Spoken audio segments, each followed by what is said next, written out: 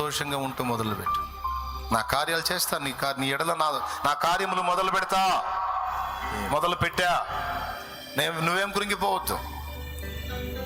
నేను అన్యాయస్తుడను కాను.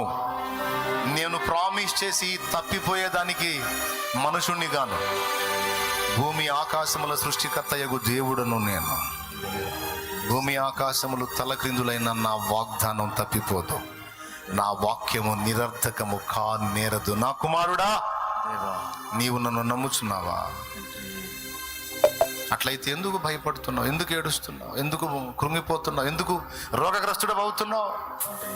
ఎందుకు అవిశ్రాంతిలో, అసమాధానంలో, ఆవేదనలో బ్రతుకుతున్నావు? వదిలే. నాకు మొర్రపెట్టమన్నాగా, అన్ని సిద్ధపరిచాను, నేను నీకు అందిస్తా. నన్ను నమ్మిన ఎడల నీవు ధైర్యం తెచ్చుకోమని నా తండ్రి నీతో మాట్లాడుతున్నాడు. ఈవేళ నువ్వు